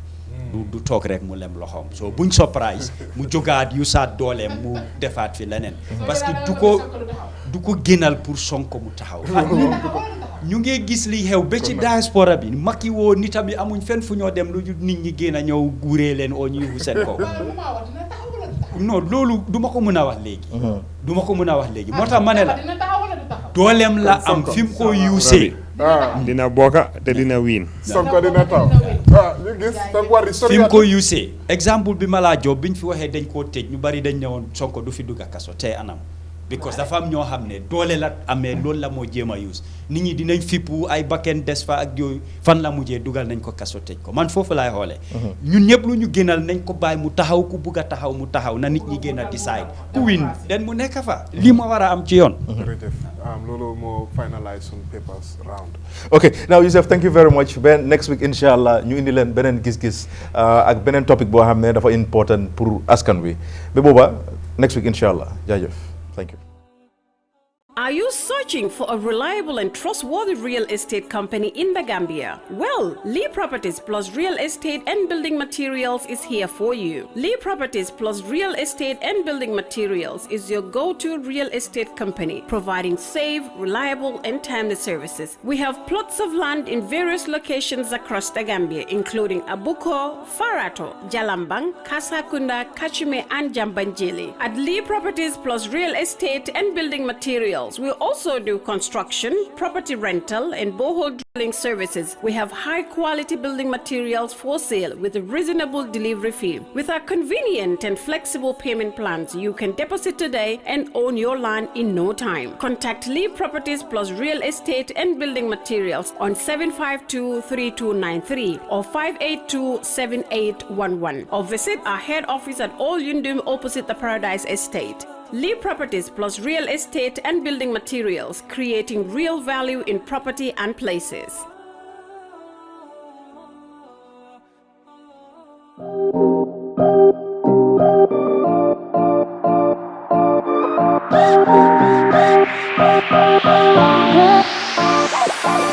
Receive money in the Gambia from 37 countries worldwide with ease. Sign up effortlessly, transfer funds swiftly, and enjoy the best exchange rates and zero fees. Doorstep cash pickup service is available in the Gambia to facilitate receivers. Save money to make it more home exclusively with Fresh Choice.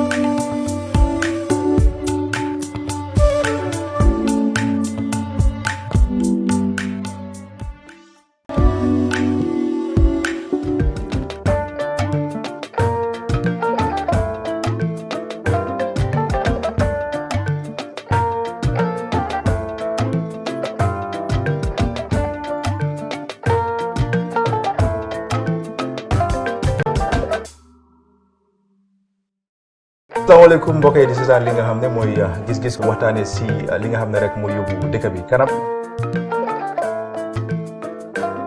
The Constitution provides, President can declare a state of emergency in two circumstances. Now I believe Gambia la security risk for investors. You have it right. Constitutional code, as well, it can last for 2 weeks.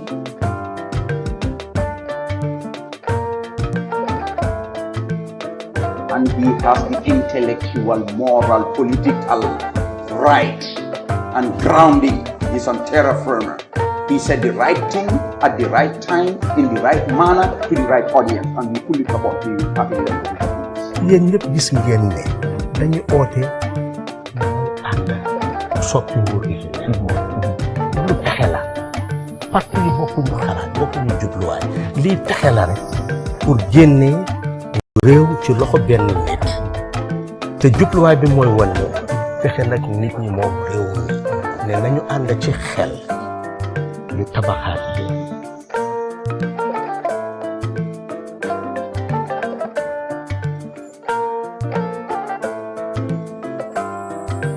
président Adama dafa am mandé ñu ko Gambians choose ne na liggéeyal réew mi mu tànn ay nit ñu liggéey ak moom man ci ñooñu laa bokk man ngeen liggéey ak moom ngani ko andi mena ay mol ay tinaro ningo mol ka wole ta ko ko itia ita na de tinaro alle mo sabe le ko ka itia ita kale inne tida ko ta de ko gambe no ko den dina ko No, you don't say you are putting me in the politics. Come to me for the COVID. And you can take COVID.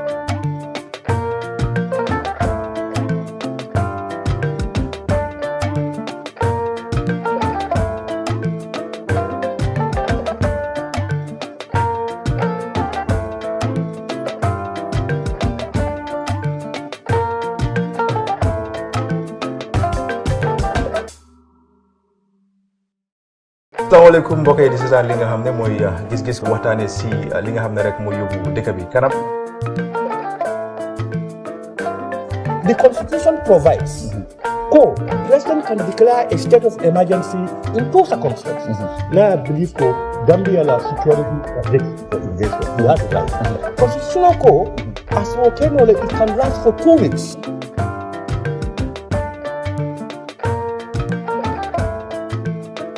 And he has the intellectual, moral, political